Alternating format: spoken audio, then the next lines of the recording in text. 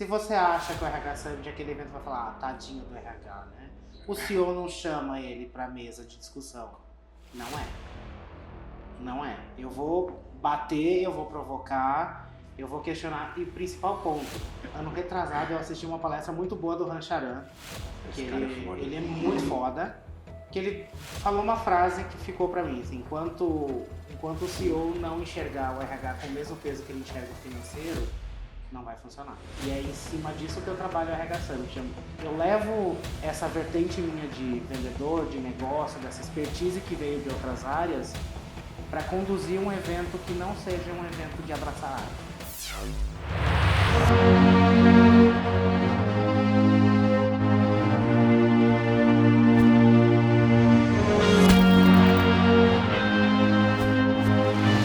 Fala comigo, super jovem, beleza? Eu estou aqui com o Léo Kaufman, ele é CEO de um dos maiores eventos de RH da América Latina e ele gerencia a maior comunidade de RH da América Latina. Pessoa sensacional, tem 3 cursos superiores, está fazendo o 2º MBA, ele empreende com esse evento e com a carreira dele. Ele vai contar essa história aqui para nós, beleza? Seja muito bem-vindo, Léo. Prazer estar aqui contigo para contar um pouquinho desse jeito diferente de falar com o público de RH. E o objetivo de mexer um pouquinho nas estruturas com o meu fogo no parquinho. Fogo no parquinho é divertido. Me conta, cara, a gente tem uma audiência que ela empreende, curte muito empreendedorismo, sabe? E empreendedor é um cara que é meio plural, assim, né? Ele gosta de saber a experiência dos outros, né? Que ele aprende muito por observação, é um cara muito esperto. Então, eu queria que você me contasse como é que foi a sua história, a sua base, e como que você virou empreendedor no meio dessa história toda aí. Beleza, vou começar pelo ponto inicial da minha carreira, que é onde às vezes as pessoas olham e falam, como assim? Meu primeiro emprego eu fui pro exército, eu passei 3 anos no exército brasileiro. Cara, fiquei o ano obrigatório. Eu nunca ia falar isso. Eu adoro que assim, quando eu falo na palestra, ela fala, oi? Que? Foram 3 anos, o ano obrigatório e mais 2, porque ali eu tava ainda tateando o que eu queria, até entender que fiquei 3, podia ter ficado 7, mas não era meu mundo. Saio de lá, no interior do Rio Grande do Sul, para Santa Maria, que era em Santa Maria, e vou para Florianópolis, onde eu morei 11 anos. Trabalhei num call center, sabe aquele povo que atormentava, ligando, tentando vender demais, coisa. Já também tive essa posição na minha vida. Fui supervisor, comecei atormentando, depois fui supervisionar quem atormentava o povo, depois fui treinar e terminei na área de processo e qualidade, até onde depois eu saí. E aí eu chego no Transformação Digital, que é a empresa que está por trás do RH Summit, que é a dona da marca como um todo. Eu sou sócio do RH Summit, enfim, mas chego como um vendedor. E o RH Summit não estava naquela configuração inicial.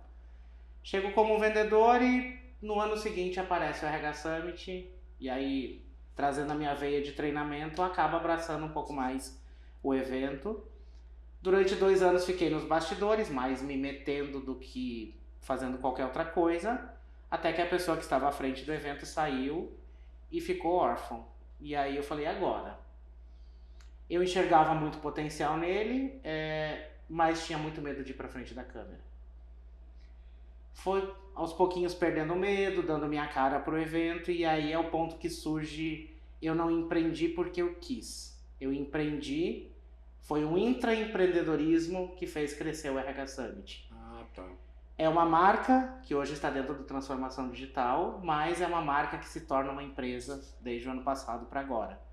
Então eu assumi um compromisso interno comigo de que eu ia transformar aquele produto no maior produto da empresa.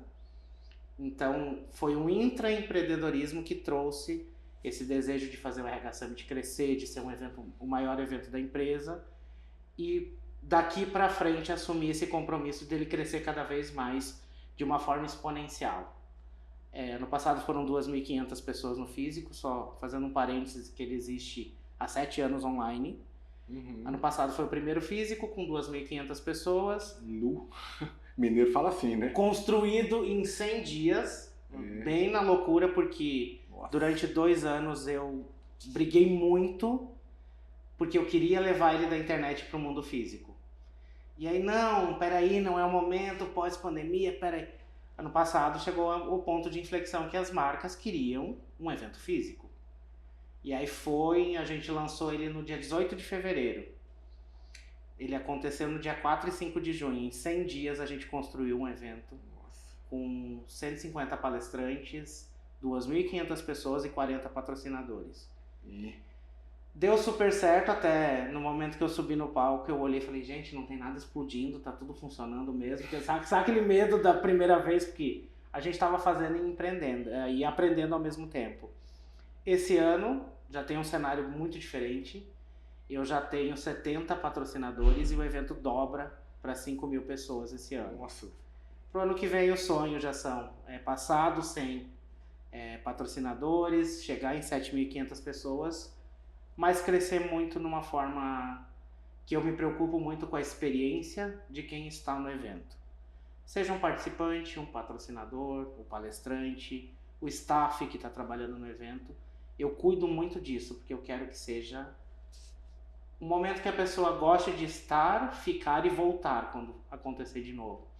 Então, voltando no ponto do empreendedorismo, não foi um desejo meu de ser empreendedor, mas foi um propósito que surgiu no meio da história que se torna o empreendedorismo com o RH Summit, que é eu, quando tinha basicamente um rascunho do que era o evento físico, eu batendo na porta das marcas com as quais eu tinha relacionamento e aí, vocês vão acreditar, vai funcionar, é isso que eu estou propondo, e de uma forma muito transparente, a gente fez alguns combinados que fluiu para que o evento atingisse o break-even, tivesse margem, então deu tudo muito certo, tanto que no próprio evento a gente já confirmou a edição seguinte, porque deu muito certo, assim, foi muito bacana, a repercussão foi muito boa. O feedback das pessoas foi muito bom por trazer essa dinâmica diferente para o evento. Intraempreendedorismo. Começou dentro de uma empresa, né? Como foi essa história aí? A empresa, qual que era a sua função lá? Como que isso virou um intraempreendedorismo? É porque as pessoas não entendem isso, sabe? Eu pratico muito intraempreendedorismo aqui dentro, né? Eu tenho 3 sócios que eram estagiários, outros que entraram aqui como júnior. Eu tenho um sócio que ele é psicanalista, nunca pensou em empreender na vida. E aí eu dentro do ecossistema da IN8, né, eu estimulo muito o intraempreendedorismo. Acho que vão surgir outros sócios por aqui e outros negócios. Como que foi essa história? Tipo assim, você falou que abriu um espaço, né? Você estava em qual empresa quando isso aconteceu? Era no Transformação Digital, que é a marca por trás. É o CNPJ. Isso. Eu era um... Você era o que lá? Eu era um vendedor. Eu era um inside sales ou Entendi. ou os nomes gourmets que eles arrumam de key account, executivo e tal. Eu era um vendedor. Que você vendia o quê? Patrocínio de evento. Eu vendia, o TD tem 18 marcas, o RH Summit é uma delas, e eu vendia patrocínio dos 18 eventos. Entendi. Só que pela minha afinidade... Transformação Digital é uma empresa que faz eventos. Isso. Tá. Na maioria deles online. Certo. O RH Summit foi o primeiro que foi pro físico. Agora a gente está levando o segundo evento, que é um de marketing. Que eu brinco que é o irmãozinho do RH Summit, que é o CMO Summit. Que é a mesma configuração, porém, para o público de marketing. Como vendedor, devido à minha afinidade já com o RH, eu performava muito mais com as vendas de patrocínio de RH Summit, com as renovações, com o relacionamento que foi construído com as marcas.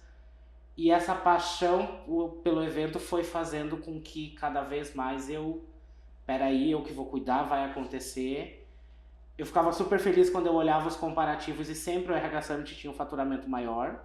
Tanto que eu sempre falei, eu quero que o RH Summit se torne uma empresa.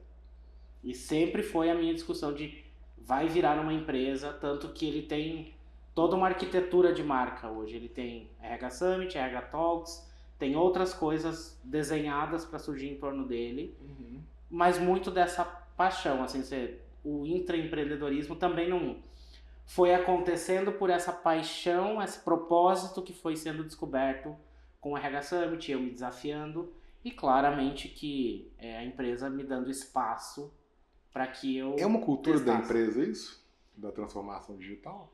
Não era tanto, mas digamos que eu sou o ratinho de laboratório nesse Você é o sentido. pioneiro? Eu sou o Você ratinho de abriu esse laboratório. espaço aí. Tanto que assim, tinham outras pessoas que faziam conteúdo também e falavam, não, peraí, porque a maioria deles eram jornalistas. E aí um primeiro ponto que eu não sou jornalista. E aí a galera olha e fala, peraí, não é assim. Eu falei, eu me comunico assim e é assim que funciona. Hoje já tem outra pessoa que está seguindo meio que o meu caminho, que é a Gabi, que é a nossa head de vendas, vindo do comercial, aos pouquinhos começou a mediar conteúdo, hoje ela já está começando a desenhar curadoria de evento, ela está seguindo o mesmo, e aí ela vai Seu falar modelinho. isso, só que ela vai para seguir, ela gosta muito de falar de vendas, então ela vai construir um evento focado em vendas, então virou meio que um modelo que a gente pode trabalhar, mas claro que não é fácil encontrar a pessoa, porque a gente não é replicável. Você não replica, por exemplo, se o teu sócio garante que um é diferente do outro. Não é assim, vou abrir um processo seletivo para encontrar intraempreendedores. Não vai encontrar. Tem que surgir dentro da empresa lá, a pessoa vai se apresentando, vai entendendo. Eu uso muito a palavra laço, que é uma palavra que eu roubei da psicanálise. Eu bebi muito na água da psicanálise, tenho uma pós-graduação em psicanálise. E laço é uma conexão que as pessoas têm, sabe? E o laço que a pessoa tem com a empresa, com o negócio, comigo também, né? É muito importante. É isso, você não vai replicar, você não consegue achar alguém igual a você. Acho que o grande erro, às vezes, quando as empresas vão procurar alguém, por exemplo, até como tem um modelo de partnership, que a pessoa vai se tornando sócia, vestindo cotas, é procurar alguém igual. Alguém igual ao CEO, alguém igual aos outros sócios. E não, pode ser que isso aconteça, pode ser que funcione, mas é você olhar para dentro do teu time e ver quem tem potencial ali. Será que a pessoa quer primeiro? Ela quer. Às vezes ela não quer porque ela também não descobriu que ela pode. Também. Por exemplo, eu não queria, se me perguntassem lá em 2018, você quer? Eu ia dizer que não, mas foi acontecendo. É você proporcionar um ambiente que vão aflorando essas características nas pessoas. E você virou sócio da transformação digital ou eles abriram outra empresa com você? O RH Summit se torna um CNPJ separado. CNPJ separado, e tem você e a transformação digital Isso. lá. A transformação digital é o maior, o sócio majoritário, então entra como a holding, e o RH Summit desce como uma BU, digamos assim, uma unidade de negócio. Que legal. Então, aos pouquinhos ele vai ganhando corpo, vai sendo construído o time dele e tudo mais ainda. E foi o seu primeiro CNPJ da vida? Não. Eu já sou PJ por natureza. São Paulo é muito comum, né? A galera trabalhar como PJ. E até para a vida de influenciador, a gente trabalha com essa parte de gerar nota, mas numa gestão mais profissional, de ter uma estrutura maior, de ter um cuidado. O RH Summit, digamos que é o primeiro CNPJ a existir como uma marca para o mercado e não só como um emissor de nota, digamos assim. Entendi. São Paulo sempre foi só PJ, né, cara? O pessoal nem aceita diferente. Até esses dias eu fiz uma enquete para entender se isso era um comportamento São Paulo, capital, vamos lá, ou era um comportamento nível Brasil. E eu entendi que é muito agências de marketing e São Paulo. Fora ainda a galera ainda é muito CLT, ou no interior do Brasil ainda tem uma galera que é cooperativa, ou nesse sentido, mas ainda tem muito isso de... Aqui a gente tem muita base na TI, né? Tecnologia da informação. Os desenvolvedores são normalmente também muito PJ, né? O cara não vence se não for. Acontece isso, tá? Muitas porque vezes. Ele não quer exclusividade. Ele pode trabalhar em várias... Sim, né? E ele também quer flexibilidade, ele quer várias coisas. Ele quer mais dinheiro no bolso dele, né? Porque o Estado também passa a mão na CLT, né? E vai saber, tipo assim... Tem toda uma briga em torno disso que, né, às vezes... Eu acho que eu normalmente eu deixo a pessoa decidir e explico pra ela, ó, se você é PJ, você é uma empresa. Não vem me encher o saco não, entendeu? Você é uma empresa porque você quer, você não quer ser empresa, então beleza, vou assinar sua carteira. Aí vai ter desconto de imposto de renda na fonte, né? Vai ter que ter todo lá e tal, você tem férias, 13º, etc. Mas Se você é prestador de serviço, é isso. Você não bate ponto, eu quero relatório de produtividade, vou analisar se o seu contrato está fazendo sentido ou não, ele pode ser cancelado a qualquer momento, e é isso. Eu acho que é esse jogar limpo. Jogo limpo. É o jogar limpo com as pessoas que acho que faz toda a diferença e entender, assim, nesse universo de gestão, quando você está começando a empreender, você também explicar essas coisas, você tomar essas decisões. Sim. Então, acho que é um momento, assim, é um ano de muito aprendizado para mim, de sair de uma posição operacional para algo mais estratégico, de olhar para uma visão mais estratégica do todo e ver o filhotinho crescendo, assim, ver... E é o segundo ano do evento, esse agora? Segundo ano presencial. E aí, como é que foi isso? Tipo assim, o pessoal foi animando de te colocar como sócio. Essa parte ficou um pouco confusa para mim, assim, nublado, acho que é a melhor palavra. Tipo assim, você foi vendo, já existiu o evento, ele era digital. Aí a pessoa saiu, assim, pô, tá órfão, acho que eu quero, deixa eu tentar. Aí você entrou, aí você começou a fazer ele digital. Digital já tinha um faturamento? Já. Que já pagava as contas, que já era bom e tal. E aí, isso foi em que ano? Foi... Vamos lá, 2021 foi o maior faturamento do digital dele. Então, mas ele sempre teve, de todos os eventos, ele sempre ficou acima do faturamento como... Se ele já existisse como uma B1, um CNPJ, ele já teria... Já teria uma receita bem interessante já.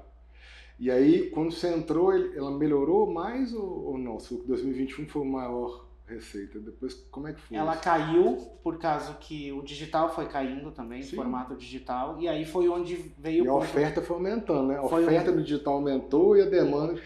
É porque na pandemia todo mundo fez de evento digital. Todo mundo se aventurou a fazer. A gente já fazia antes, então estávamos na frente, a marca era mais forte, mas com o tempo as pessoas quiseram voltar para o presencial. E aí, durante algum tempo, durante 2, 3 anos, eu falei, vamos presencial. E a galera ficava um pouco, peraí, será que é o momento? Até que chegou o ponto que eles falaram, o que aconteceu com o faturamento? Eu falei, então, estou explicando que as marcas querem eventos físicos, ou híbridos, pelo menos. Sim. Aí, peraí. Aí foi onde a gente encontrou parceiro, começou a construir tudo. Falei com algumas marcas, as marcas... 2 delas são marcas que falaram, não interessa se for digital ou físico, eu vou investir de novo. Que eram marcas que estão comigo há mais de 6 anos. Então, entendi. Eu tenho no RH Summit marcas que começaram a investir no evento quando elas tinham 14 pessoas. Hoje elas têm 400. Mas muito nessa questão, eu atribuo 2 pesos. O resultado do evento, claro, porque isso ajuda. Claro. Mas também o relacionamento que foi construído com eles. Eu sempre fui um vendedor relacional. E até hoje sou uma pessoa de relacionamento. Por mais que eu não esteja tão envolvido no comercial, eu converso com o patrocinador, eu pergunto como é que tá, eu vou lá e... Deu ruim, deu merda, erramos em alguma coisa. Vem cá, vamos conversar, vamos resolver. Eu não gosto de ficar de fora da história, eu sempre me envolvo. E aí, voltando no ponto de... já existia o desejo, já existia o formato na empresa de alguns colaboradores se tornarem sócios. A maioria deles se tornam sócios da holding. Eu nunca quis ser sócio da holding, eu sempre quis o RH Summit. Entendi. Eu sempre falava pro CEO do TD, eu não quero ser sócio do TD, eu quero ser sócio do RH Summit. Porque é a marca com a qual eu quero trabalhar e eu não quero... Não que as outras marcas não sejam legais, os outros... mas não é meu mundo. Eu até vou fazer interações com o CMO Summit, de apresentar algum conteúdo ou outro, mas meu foco é RH Summit sempre. É o universo que eu gosto, é sobre o que eu gosto de falar, é onde eu me dou bem, é onde eu consigo ter alta performance. Então, é onde eu quero concentrar minha energia para ser onde também renda faturamento, renda dinheiro para um todo para a empresa. RH Summit, CMO Summit, e outra qual? Aí vai ter CFO, vai ter Vendas B2B Summit. Esse nome Summit, de onde vem isso? Nasceu pelo que eu procurei na internet, e até esses dias eu brinquei sobre isso. Que RD Summit, todo mundo usa esse nome. O Summit significa topo, ou cume. E acho que vem muito... O que eu achei demais, e aí é uma pesquisa empírica mesmo. Nasceu do Web Summit, lá de Portugal. Acharam o Summit interessante, Summit virou meio que um sinônimo de evento, então tudo virou Summit agora. Então você olha, vai, RD Summit, se eu procurar na internet e digitar Summit, tá quase que nem Silva quando a gente fala de sobrenome, né? Uhum. Tanto que a galera confunde. Esse dia uma menina mandou uma mensagem meio que me esculhambando, falando que eu recebi um golpe, não sei o que, do RH Summit. Eu falei, amiga, me manda um negócio aqui. Ela... Era um outro Summit. Eu falei, não é porque é Summit que é todo do mesmo dono, assim como nem todo Silva é parente. Uhum. Aí ela, ai, desculpa. Eu falei, não, calma, tá tranquilo. Mas já foi, né? Virou meio que o sinônimo de evento. Se você fizer um evento, Sim. provavelmente vai vir um Summit colado na marca, porque virou meio que sinônimo. A galera meio que entende dessa forma. E é interessante o negócio que você falou. Parece que a holding, né, que é a transformação digital, você chamou de TD? TD, ah tá. Uhum. A TD, que é a holding, ela é bem focada, né? Porque ela trabalha só com evento e ponto, né? Ela não vende curso, ela vende outras coisas? Não só vende evento. Curso. Tem, na verdade, a holding tem mais BUs, né? Ela tem uma BU de estúdio, que é produção virtual, tem toda a parte de absolutamente necessário. Que é onde a gente roda os eventos online, grava conteúdo e tudo mais. Tem uma BU que é de tecnologia, que construiu uma plataforma para transmissão de eventos online. Não é uma plataforma de streaming, ela é focada em eventos online mesmo, então tem toda... Desde você construir o site, colocar formulário, member get member, a parte de transmissão tem tudo lá dentro, emissão de certificado, tudo.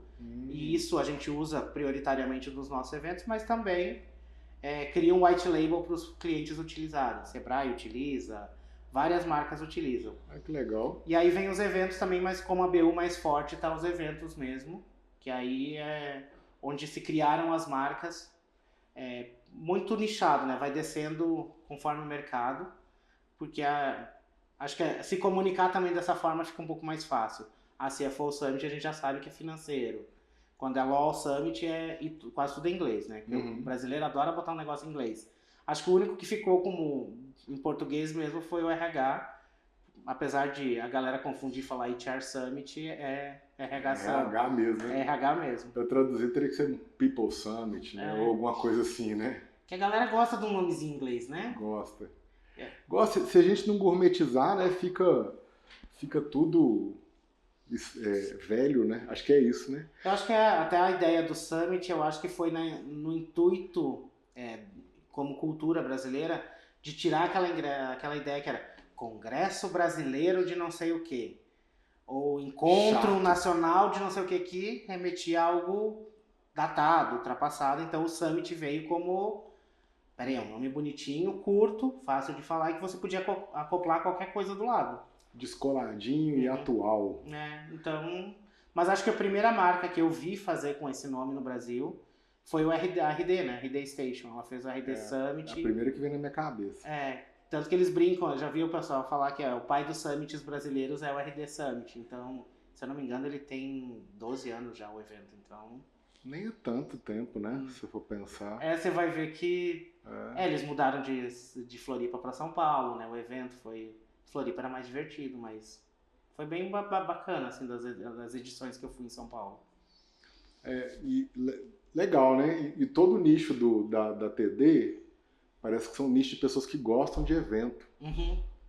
Né? RH, o pessoal adora evento, marketing adora evento. E o outro é financeiro eu não sei te falar. Financeiro. Mas marketing e RH é toda hora. Que financeiro consome muito conteúdo, mas eles são muito fechados. É difícil você chamar um CFO para palestrar, porque ele normalmente não é uma área... Vamos lá, RH tá sempre pra lá e pra cá falando com todo mundo. Marketing também. O CFO não, ele já é uma área mais fechada, mais na dele. E aí você achar palestrante também para falar... É mais fácil a gente fazer uma entrevista do que propriamente uma palestra. E a gente também usa isso como formato base para muita coisa. É uma galera gosta muito de controle, né? Que se fecha muito. Eles são muito detalhistas também, né? Então, basicamente o que eu vejo deles é esse cuidado muito... E às vezes eu brinco com eles que se tirar a planilha do Excel deles, acabou, né? Não, nem conversa. Eu tive dois caras aqui muito bons de financeiro que passaram por aqui E na hora de conduzir o produto, eles olham só para a planilha, falam assim, moço, você tem que conversar com o cara lá, você tem que entender o que ele está sentindo, não dá pra você... Não, mas olha aqui o número, André, o número. Que número, mano? O cara tá bravo com você, velho. E às vezes assim, ano retrasado eu assisti uma palestra muito boa do Rancharan. Esse cara é foda. Ele é muito foda, que ele falou uma frase que ficou pra mim, assim, enquanto enquanto o CEO não enxergar o RH com o mesmo peso que ele enxerga o financeiro, não vai funcionar.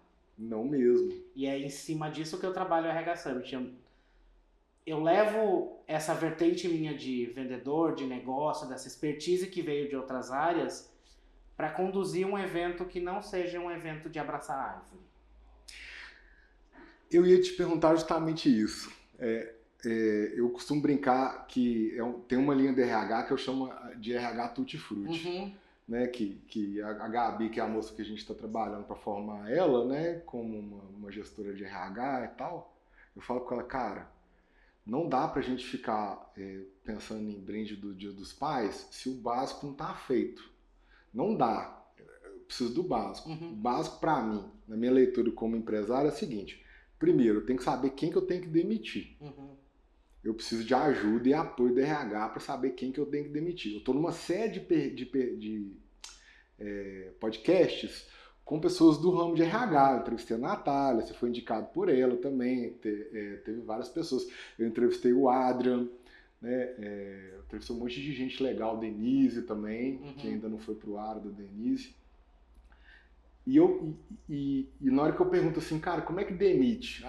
Demitir com o gestor. Eu falei, não, pô, o RH pode muito bem analisar a performance e ajudar o gestor a demitir, até porque o gestor, às vezes, ele erra muito a mão demitindo errado e erra muito a mão não demitindo, protegendo a pessoa, porque a pessoa é articulada, consegue manipular e tal. Depois que eu conseguir entender quem que eu tenho que demitir, aí eu vou avaliar quem que eu tenho que aumentar, melhorar, dar mais espaço, etc. Depois eu entro em RH Tutti Frutti. Depois eu vou dar presente do Dia dos Pais, depois eu vou fazer evento de final de ano, etc. Porque se eu não tiver o básico, eu não tenho nada. Eu puxo muito assim, até esses dias eu gravei um anúncio. Se você acha que o RH Summit é aquele evento que vai falar, tadinho do RH, né? O CEO não chama ele pra mesa de discussão. Não é. Não é. Eu vou bater, eu vou provocar, eu vou questionar. E principal ponto, quando que o RH senta, por exemplo, com você e pergunta o que você espera do RH? Cada CEO tem uma visão. Claro. Cada um tem uma... Tá, beleza, você espera isso de mim, volta pra sua casa, pra sua mesinha, desenha. Beleza, e se eu consigo fazer em 3 meses, 6 meses, 1 ano, isso aqui vira processo, volta lá com o CEO e com os líderes. Baseado no que você me pediu, tá aqui o que eu consigo fazer. Você quer mais que isso, eu preciso de mais gente. Mas normalmente não. O que ele faz? Ele começa a fazer tudo sozinho, fazer daquela forma caótica, partindo do princípio do que ele conhece como experiência, do que ele acha que vai dar certo. Não comunica, não interage e principalmente fala muito vocabulário de RH que não liga com o negócio. Se eu virar para você e falar que o teu turnover tá de 30%. Eu vou entender o que é, porque a gente tem um DOT8 aqui, que é um sistema de gestão de ponto, né? Isso. Mas a maioria dos empresários não vai entender o que quer dizer isso. E eu virar para ele e falar assim, essa rotatividade está custando X reais por mês. Isso. Você está perdendo X reais. Se você me der um sistema que custa... R$100 por mês? Eu consigo reduzir de 30 para 20. Nessa redução, eu estou te dando uma economia de X reais. É isso que o CEO quer ouvir, é isso que o CFO quer ouvir. Aí você ganha corpo na hora que você vai falar. Por exemplo, agora está entrando a NR1, que até maio as empresas têm que se adaptar. Com regras de saúde mental, políticas. Se não se adaptar, vai ter multa. Como é que você faz a empresa se mexer? Se você não se adaptar, você vai pagar X reais de multa. Se ela fosse aplicada hoje, você está disposto a pagar 30 mil de multa por mês? É rapidinho que se mexe, mas é mudar a forma que a gente se comunica. Eu vejo muitas vezes, até fiz alguns testes com alguns palestrantes que queriam estar no evento. Mas trabalhar tal coisa. Eu falei, tá, o que eu ganho e o que eu perco com isso, como empresa? Não vai melhorar a reputação. O que eu ganho, o que eu perco? Ah, não, vai contratar mais fácil. O que eu ganho, o que eu perco. Eu falei, eu quero saber de dinheiro. Quanto que a empresa economiza com isso? Quando você for sentar na frente de um gestor, de um líder, ele quer saber disso, o que, que ele ganha, o que, que ele deixa de perder. Aí a marca empregadora vai melhor. Bacana, mas e aí? Eu trago muito para essa lógica e a provocação de que sim, a gente precisa falar de dinheiro, a gente precisa usar dados, mas que a gente como profissional de RH precisa entender o porquê que a gente está fazendo as coisas. E não só focar no como. Ah, e a inteligência artificial. Beleza, tá aí o que... Ah, eu não sei o que, a tendência de RH. Eu tenho pavor dessa época do ano que chove em meio de tendência de RH. Aí tá lá no topo, tendência de RH, desenvolvimento de líderes. Sim. Desde quando isso é uma tendência, isso é prioridade, isso é necessidade há anos. E é uma tarefa do RH desenvolver. É desenvolver, por exemplo, até o próprio CEO da empresa. Sim.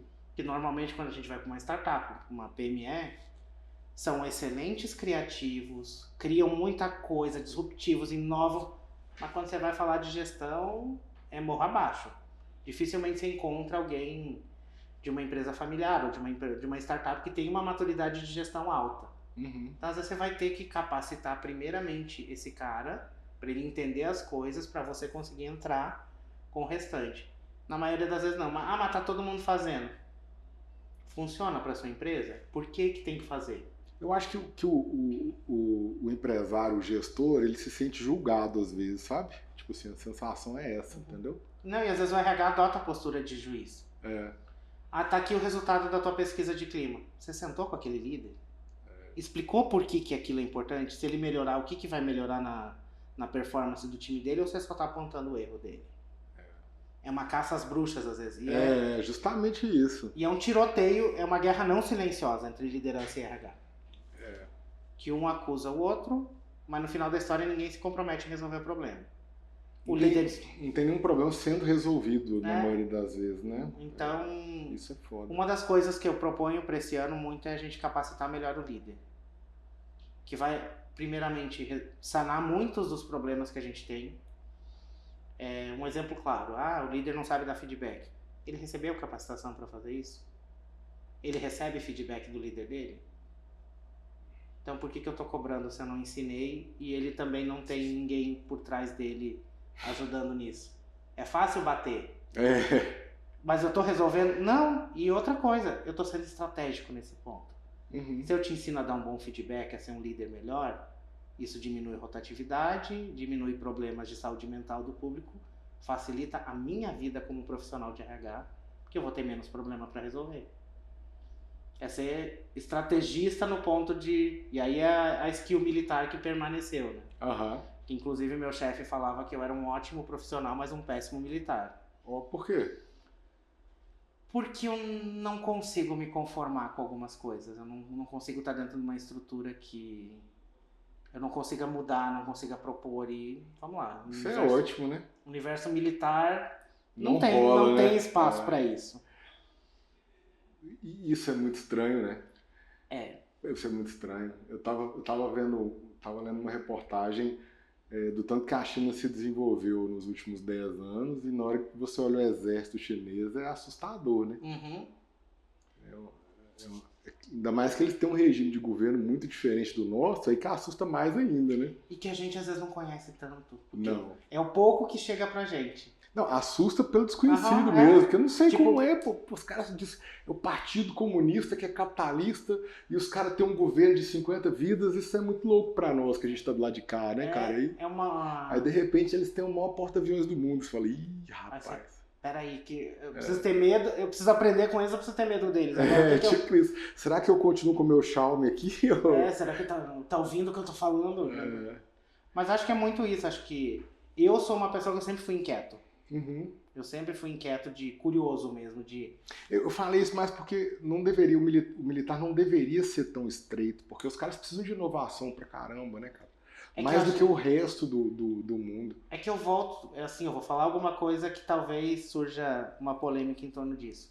Pra mim, hoje a gente não tem militares, e desde a época que eu servi. Entendi. A gente tem funcionários públicos de farda. Faz sentido. Que eles não querem a carreira militar por ser um militar, por ser... Eles querem estabilidade. Aí não, né? Eu lembro que assim, chegava outubro, era meio expediente. Eu trabalhava 4 horas ganhando a mesma coisa. Ó, Disso de outubro até fevereiro. que isso, cara. Segunda a sexta eu trabalhava, segunda até sexta de meio-dia. Ó, Sexta de tarde eu não trabalhava. Tinha escala de serviço, de guarda e tal. Feriadão, vê se pode prender, se eu ia botar todo mundo pra pensar, pra produzir, pra fazer alguma coisa, né? é um universo paralelo que acontece lá dentro, assim, uma cultura muito forte, mas uma cultura muito baseada nos regulamentos, não é uma cultura baseada em liderança, por exemplo.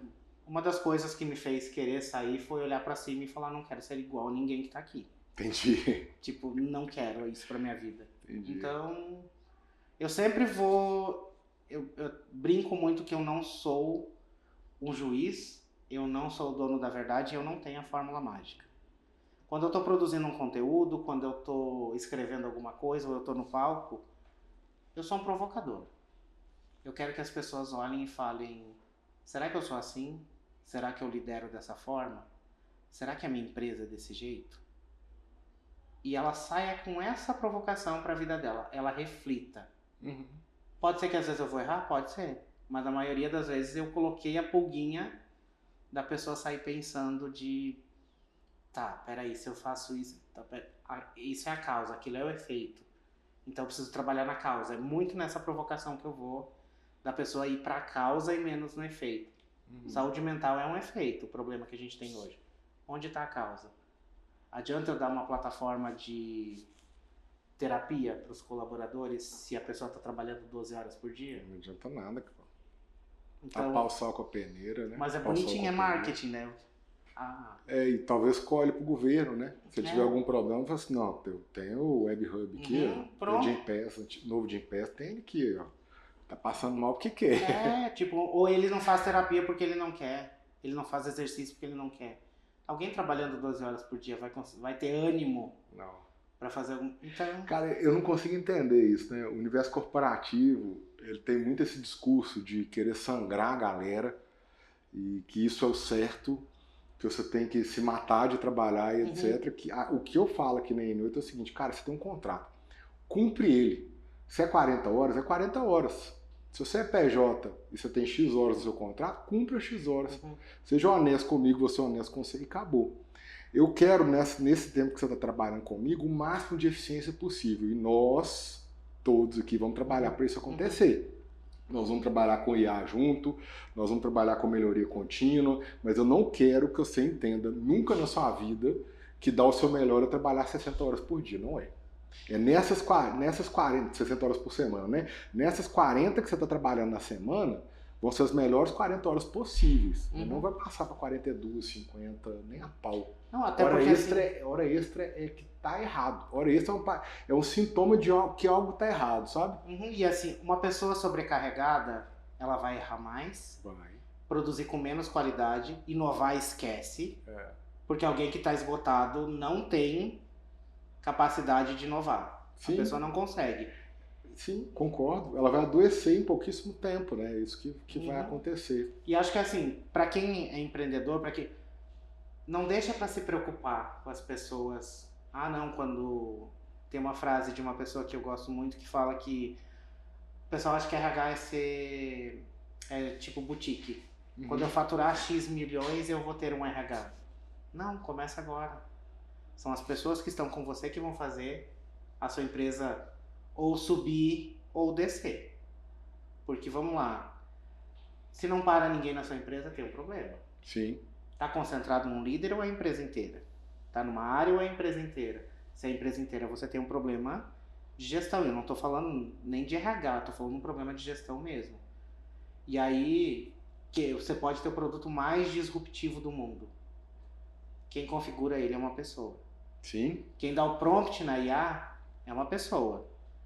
Quem atende seu cliente é uma pessoa. Quem entrega o produto é uma pessoa. Sem pessoa, sua empresa não funciona. Então, por que tem investimento? Você olha no DRE da empresa. Investimento em marketing, tecnologia. Não.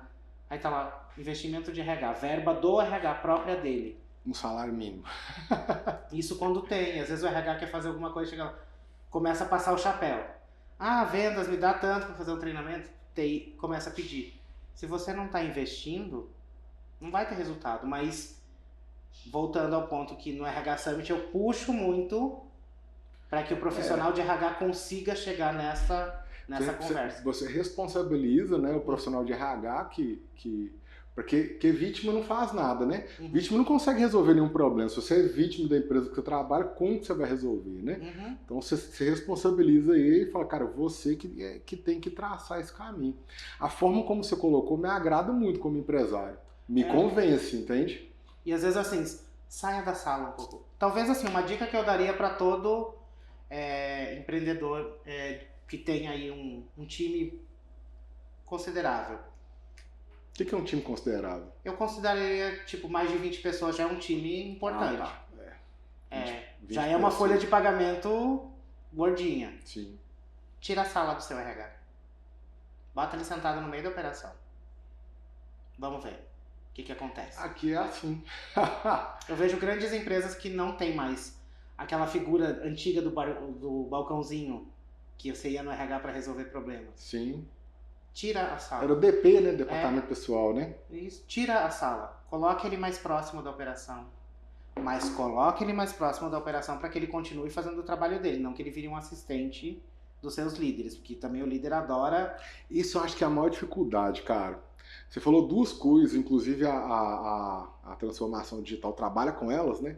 RH e marketing são trabalhos mais abstratos, sabe? Assim, não são trabalhos que eu tenho... Não é 2 mais 2 é 4. Não é. Ele envolve, tem número, tem como você colocar número nele, né? Mas envolve uma leitura e interpretação do que está acontecendo ao redor, né? Não é tão simples assim. Se for um cara mais técnico, igual a minha primeira formação é desenvolvimento de sistemas. Eu sou técnico em desenvolvimento de sistemas. Eu fundei essa empresa na tecnologia da informação. Depois eu fui para administração, depois eu fiz uma pós em governança e outra em psicanálise e a clínica contemporânea. Eu fui ficando mais humano ao longo da minha vida, mas eu nasci binário ali, entendeu? É que você entendeu que era necessário. Absolutamente necessário. Absolutamente necessário.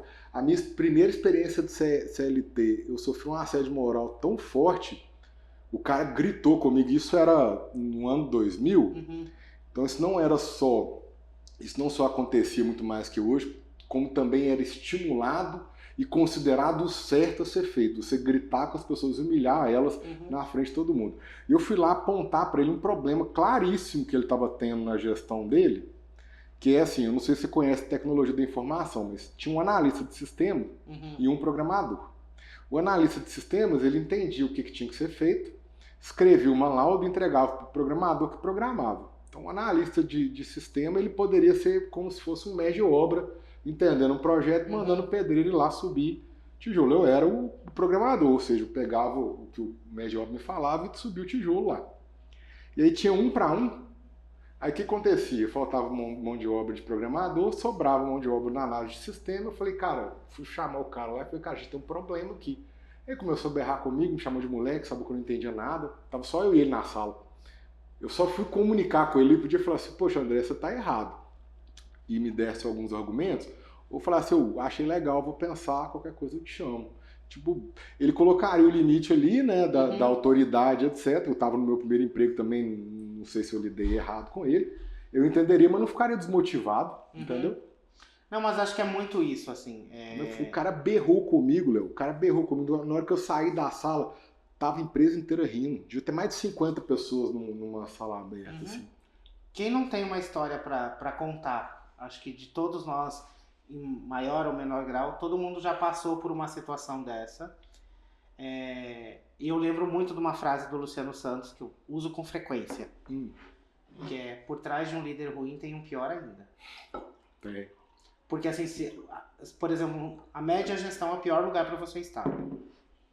Porque você é porrada de cima e porrada de baixo, né? A sua equipe te cobrando... Eu lembro que ele falava que os gritos do cara que estava acima dele eram muito maiores, do cara, que ele era legal demais e tal, mas ele estava assim repassando, você tem toda a razão. Então tem sempre ali, mas e o que a gente está fazendo para mudar essa roda?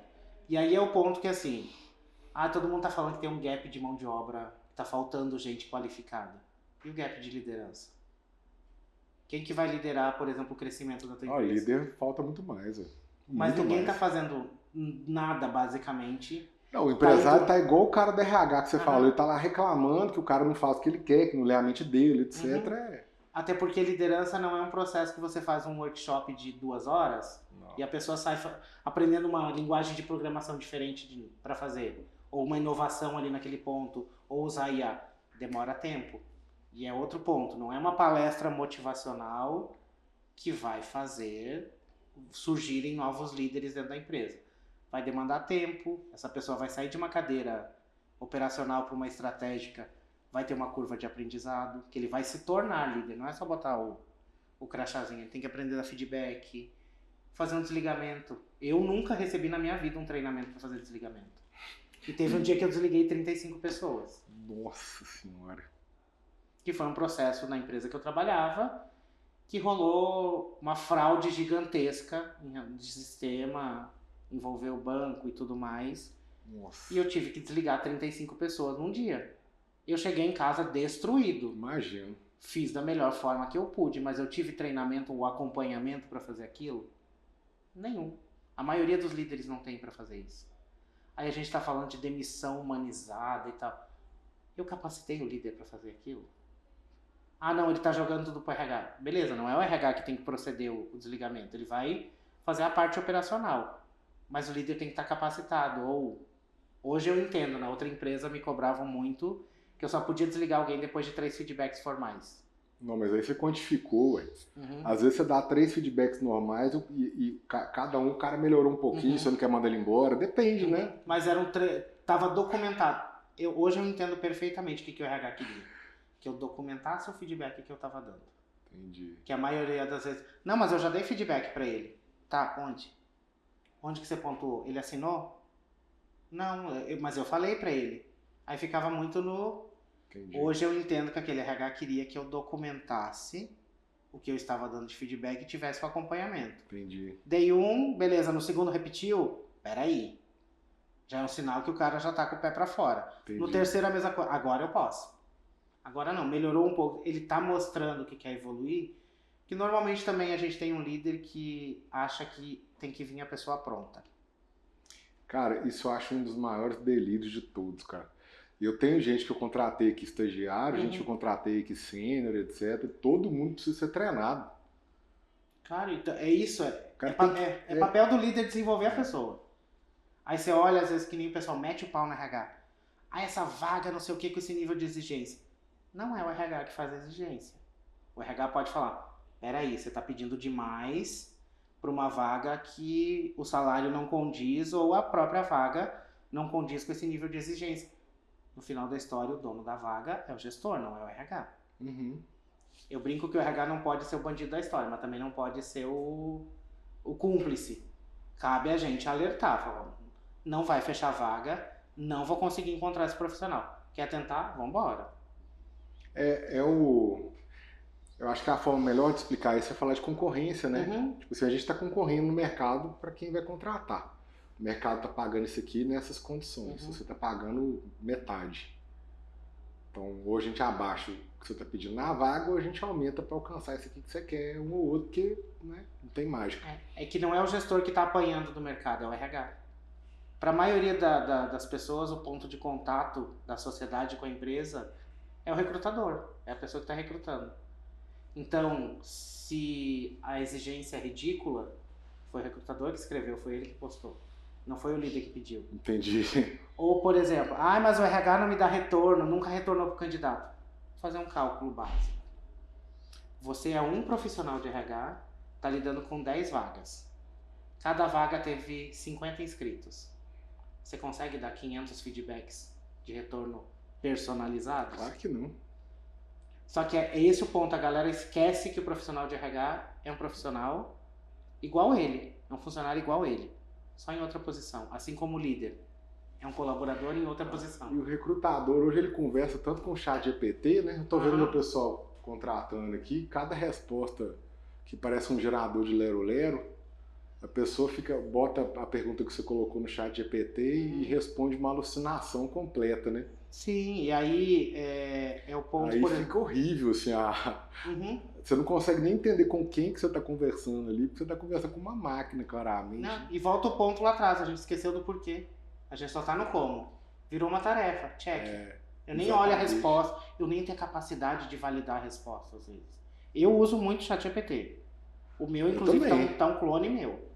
Eu uso pra caramba, e eu uso ele com contexto, né? Eu crio meu GPT lá e contextualizo para qualquer coisa que eu vou fazer. Eu dou um prompt caprichado para fazer. Caprichadão, e vou melhorando ele. Eu tenho um para influenciador de RH, que é para ajudar a Aline. Eu tenho um para mim que eu chamei de o cabuloso das milhas, porque eu tô na frente de um produto que chama Busca Milhas, o Rian tá rindo ali.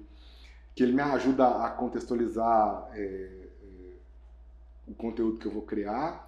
Eu criei um para minha namorada, que é personal trainer. Ontem eu estava fazendo uma mentoria e criei uma para a pessoa que eu estou mentorando ali, tudo contextualizado. Os meus, além de dar um prompt massa, eu ainda vou ensinando ele, para ele ficar mais ou menos. Ele não resolve minha vida.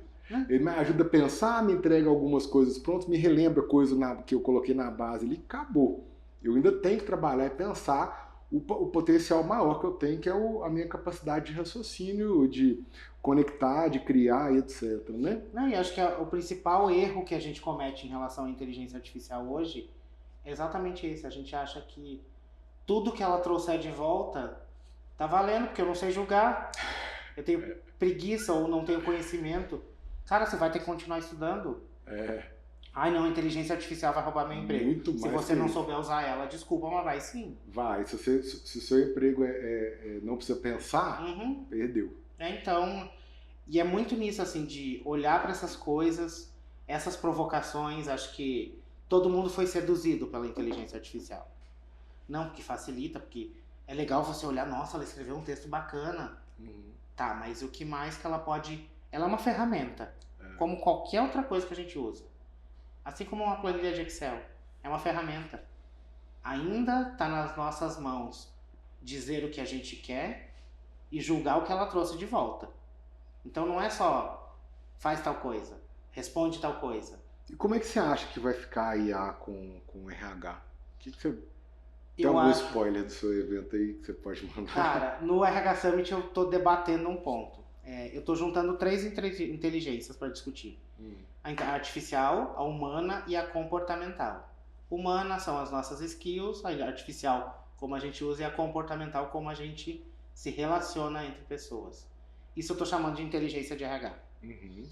E nisso eu vou descer em 3 pilares. Um de inteligência de RH para talentos, como que eu atraio, desenvolvo, engajo. Desço num segundo pilar que é líderes, que para mim é fundamental a gente desenvolver e capacitar esses líderes. E um terceiro pilar que eu quero falar de estruturas. Como que a gente move estruturas? Será que as empresas precisam ser tão verticais? Será que elas não podem ser mais horizontais? Como que eu capacito as pessoas para terem mais autonomia? Como que eu mexo nessas estruturas? Será que uma empresa precisa de 8 diretores? Ou a brincadeira que eu faço muitas vezes, que tem muita gente que quer ser head, mas não quer sujar as reins. Às vezes eu olho para algumas startups e todo mundo é esse level.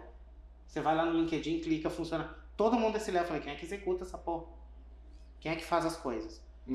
Ou você olha, tipo, tem 8 heads, 3 analistas. São só esses 3 que executam? Será que precisa tanto de gestão compartimentalizada, digamos assim, entre cargos? Ou será que eu posso ter uma pessoa mais multi-skill, mas que consiga ter abaixo dele um time que consiga trabalhar de forma mais autônoma? E onde que a IA entra nisso? Eu acho que ela entra como um potencializador. Eu trabalhando muito bem ela pode me ajudar a fazer análises de será que a minha empresa precisa de toda essa estrutura de gestão? Fazer os diagnósticos e também ela ser mais preditiva. Usar a IA para prever coisas. A gente já tem um histórico, toda empresa tem lá, né? É só cavocar que tem os históricos. Usar a IA para, peraí, esse é o comportamento padrão da empresa e prever mais coisas e também prescrever. Mas volto no ponto que antes de tudo isso, a gente entender como que a gente usa isso. Por quê? eu saber fazer as perguntas e eu ter o conhecimento necessário para julgar as respostas. Será que ela alucinou com essa história? Imagina se ela manda você fechar 2 fábricas. Você simplesmente vai fazer? Não. Então, fechar 2 fábricas... Nunca esqueça quem trabalha para quem. Eu falo isso aqui toda hora, cara. Exatamente isso. Então, acho que ela serve como ferramenta para nos ajudar a fazer algumas análises que demorariam muito tempo. Mas eu também ter a capacidade de julgar o que está saindo dela. Porque senão ela vai alucinar e tem vários casos e eu vou tomar decisões erradas. A decisão permanece no ser humano. E o RH, ele pode usar isso com tarefas do dia a dia de muitas vezes, um feedback para um colaborador para um candidato que não foi aprovado. A galera reclama pra cacete do feedback automático. Cara. É uma resposta já, gente. Cara, você não foi aprovado. É uma resposta. Lamento. Não é possível um profissional de RH dar feedback para 500 pessoas. Não tem como, não. Vamos parar com esse sonho absurdo. E outra coisa também, você vai pegar 99% das pessoas que estão concorrendo à vaga, não merecem nem o seu bom dia. Na hora que você vai conversar, a pessoa não se esforça no que ela está fazendo, ela nem lê uma vaga direito. Se não for um profissional com um nível de maior, ele não vai se preocupar com isso, não, porque o profissional com nível maior, ele está interessado em coisas que são além do dinheiro. A pessoa que já viveu ali, que ela está nos 35, 40 anos ali, que ela já rodou, que ela já tem competência, ela sabe da competência que ela tem, ela chega lá e fala assim, olha, eu quero entender como é que eu vou ser tratado aqui. Beleza, já vi aí que é 15 mil, sei lá, o pagamento. Eu quero entender como é que eu vou ser tratado aqui. Eu quero entender como que você pensa. Ele quase que está contratando você, ao contrário, entendeu? Mas hoje isso está muito dividido. Tá. No passado, as empresas escolhiam quem contratava. Sim. O cara quer saber o que você quer dele, para ver se ele vai topar ou não, entendeu? Ele vai lá no Glassdoor, ele vai lá no LinkedIn olhar como é. Quanto tempo mais ou menos as pessoas param nessa empresa? A pessoa fica em média 3 meses. Acho que não é muito bom, não. Então, a IA vai ser um primeiro filtro das coisas. O LinkedIn eu acho massa. O Glassdoor eu acho um lixo. O Glassdoor no Brasil tá meio abandonado, né? Nossa, cara, não, mas todo mundo que entra lá pra falar da N8 pelo menos é pra reclamar, cara. Mas é uma plataforma, é que tipo Reclame Aqui. Eu faço uma relação muito clara com o Reclame Aqui. Mas o Reclame Aqui, por exemplo, ele é mais justo, porque ele deixa você responder, ele te deixa dar feedback, etc. O Glassdoor, eu já fui crucificado ali por pessoas que não eram funcionários da empresa, e na hora que eu falei assim, cara, essa pessoa não trabalhou aqui. Ou seja, ele não tem nem, como fala? O filtro, né? Cara, bloqueio ali o Reclame Aqui, você tem que meter seu CPF lá, você tem que falar quem que é você, entendeu? E na hora que você reclama da empresa, você tem que chegar lá sendo justo. Você não pode chegar e falar assim, a empresa me roubou. Você tem que falar assim, tem uma cobrança indevida no meu cartão de crédito, eu exijo ressarcimento, a empresa olha lá, não, realmente tem, toma, né? É isso, né? E esses dias eu descobri que tem um site, meio que um marketplace de freelancers nos Estados Unidos. Tem uma empresa que oferece o serviço de aumentar a sua nota no Glassdoor. Lógico. A gente trabalha com web scraping aqui, já pensando várias vezes, vamos meter um robô lá, vamos sair votando. Pega o GPT para gerar feedback, põe só um tantão de feedback positivo lá. Eu falei, cara, quer saber? Eu não vou dar atenção para esses caras, porque aqui nunca fez diferença, não. Agora o LinkedIn faz. O LinkedIn faz, mas ainda... É que fica muito naquela, assim, se eu for contar o que acontece, é a minha imagem que tá... Aí fica naquela. Claro. Então, mas o LinkedIn eu vi uma transformação. Você meter o pau nos outros, tem que pôr a cara, né? Senão... Eu vi muito uma transformação de quando eu cheguei mais forte no LinkedIn, era muito o LinkedIn que o povo brincava. Era todo mundo postando good vibes, e não sei o que, positividade tóxica, produtividade... não, que... Hoje em dia ele é mais a vida como ela é. Não é Ele é mais próximo da realidade. Isso, as pessoas contam os perrengues que estão passando, pelo menos. Sim. E aí acontecem os exposed eu recebo muito na DM. A galera, eu não posso postar, você posta pra mim. Eu falei, dependendo, eu posso trazer um conteúdo. E dentro da regra de cito o crime, mas não cito o bandido. Eu não vou nomear a empresa, a não ser que seja algo muito pesado e que acho que vale a pena. Até hoje não teve um caso que eu... Não que o caso da pessoa não seja importante, mas eu me indispor como empresa não é algo... Teria que ser algo muito, tipo, nossa, então... Normalmente eu vou citando como um caso que chegou até mim, não cito a empresa, mudo o nome, alguma coisa assim, mas no intuito, de novo, de provocar que a galera reflita. Por exemplo, esses dias chegou um caso pra mim, que uma amiga me contou, que a empresa teve que demitir a técnica de segurança do trabalho porque ela aumentou de peso num nível que era impossível dela executar a função dela. A empresa, durante 2 anos, acompanhamento médico, aumentou o plano de saúde dela, fez tudo que podia. Mas quando foi demitida, ela alegou gordofobia. Só que ela estava incapacitada. E aí eu levei isso como uma enquete. O que você acha que é? E aí é o ponto que a galera não lê. Isso aí, né? Que a galera não lê, porque eu escrevi que a empresa fez tudo. Não, porque a empresa é gordofóbica. Leia! A empresa fez tudo que ela podia. Cara. Teve todo o acompanhamento para ajudar essa pessoa. Fez mais do que precisava, né? A maioria das empresas já teria chutado na primeira. Mas acho que volta no ponto que a gente está muito no automático. Uhum. Não sei se você viu o caso recente e da... O RH tem essa história, né, cara, de querer entregar mais pro funcionário, né? Tipo assim, ele tem esse discurso que às vezes eu acho que ele se perde um pouco no romantismo, entende? É que às vezes a regra não tá clara lá dentro. Não foi desenhada a regra. Tá Sim. na cabeça das pessoas. Sim. Se a regra tá desenhada, por exemplo, vamos lá, beleza. Escrevi aqui a política de vocês, beleza. Normas e condutas. Você validou. Aconteceu tal situação. Ah, beleza, tá aqui a regra, eu vou seguir a regra. A maioria das empresas não tem isso. A gente não tem. Aí, tipo, o RH responde de um jeito, você de outro, o líder do outro. Então, peraí, vai construindo meio que um playbook de gestão. Sim. Quando as pessoas precisarem. O colaborador, quando tiver dúvida, tá ali aberto, ele pode consultar. O líder pode consultar. O RH pode consultar. Tá unificado. Para de ser uma percepção sua, uma do RH, uma daqui, dali. Legal isso, hein? É uma forma de ter uma referência, né? Porque não tem playbook de venda? Tem playbook de marketing, tem playbook... As empresas fazem 1000 playbooks. Playbook de desenvolvimento de sistema. Por que não tem um playbook de gestão de pessoas? Acho que essa... E às vezes não precisa ser. Vamos lá, playbook a gente está gourmetizando o termo. Às vezes, normas e condutas, políticas da empresa, tá num documento. A pessoa assina quando entrou. Tá junto com o contrato dela. Assina. Atualizou. Todo mundo assina de novo. Tá todo mundo ciente. E você acha, por exemplo, que isso é uma coisa que acontece muito aqui? O RH ele tem que ficar escutando a choradeira dos funcionários? Não. O que acontece? A gente tem um produto aqui que chama Efeitos. Ele é uma intervenção psicanalítica em empresas privadas. A gente trouxe a questão da psicanálise nas instituições, né? Tem sim a presença do sujeito na análise, né? A empresa não pode entrar ali e tal, e a pessoa faz supervisões psicanalíticas se ela quiser, né? E se a empresa quiser abrir para ela, porque também não é barato, para ela poder se tratar, né?